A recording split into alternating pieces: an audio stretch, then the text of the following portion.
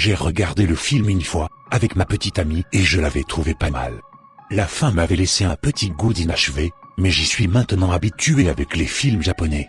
J'avais complètement oublié ma découverte de Totoro jusqu'à ce qu'un soir à la fête de fin d'année de mon travail, le sujet revienne sur le tapis. Un des employés me raconta certaines rumeurs dérangeantes concernant ce film tout public vieux de 20 ans. Je vous explique. L'histoire est loin d'être un joli conte.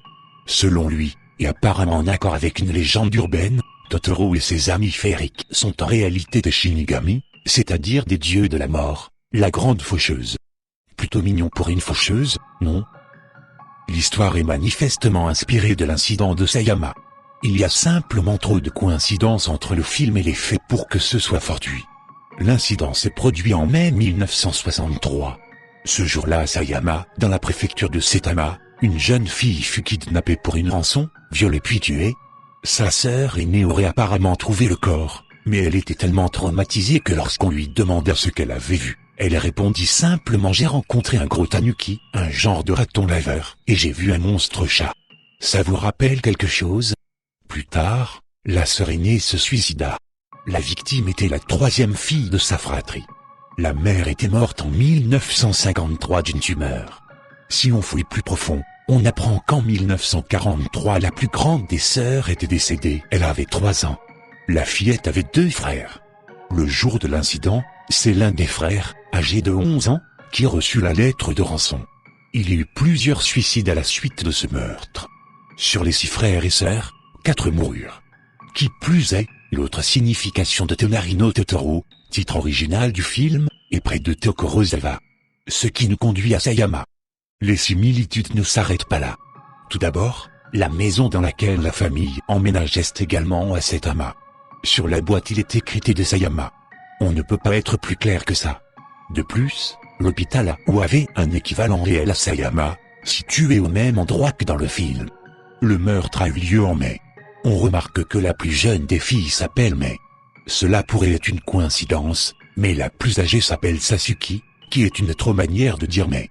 À l'entrée dans la maison, on assiste à une rencontre avec les Susuwatari, ces petites boules noires que les fillettes trouvent dans la cuisine. L'histoire veut que si vous voyez les Susuwatari ou Totoro, la mort est proche. Mais elle a seule des 2 filles à attraper une Susuwatari, elle l'écrase même. Celle-ci disparaît, laissant des traces noires sur les mains de la fillette. Est-ce un signe que Mai est destinée à mourir? Je repense également aux 2 petits Totoro que Mai rencontre en premier et poursuit. Serait-ce une métaphore des ruses des pédophiles pour attirer les enfants? Utiliser des bonbons, des jouets. Le Nekobus, le chabus, est un transport qui amène quelqu'un vers un autre monde, paradis, enfer, que sais-je.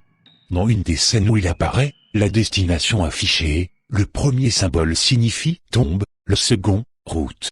Ainsi, dans l'histoire, l'idée est suggérée que Mai est assassinée après qu'elle ait disparu. Sasuki, ressentant de la peine, décide alors de la rejoindre. Elle pénètre le royaume du Shinigami, dieu de la mort, Totoro. Notez la présence à nouveau des Susuwatari, et la lumière monochromatique. Elle demande à Totoro de l'amener jusqu'à sa sœur, et soudainement elle peut voir Totoro. Elles montent dans le Nekobus, le véhicule pour l'autre monde, et elles vont ensemble voir leur mère. Mais elle ne la rencontre pas vraiment. Dans la scène où Mai est perdue et pleure, elle est assise à côté de Shijizu, des statues d'une divinité bouddhiste, qui recherche les âmes des enfants morts et des fœtus avortés. Il est possible que ces Shijizu représentent 6 des personnes mortes durant la période de l'incident de Sayama.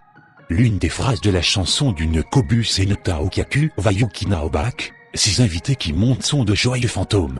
Vous pourriez vous questionner sur le générique de fin, qui montre Mai et Sasuke heureuses avec leur mère et leurs amis.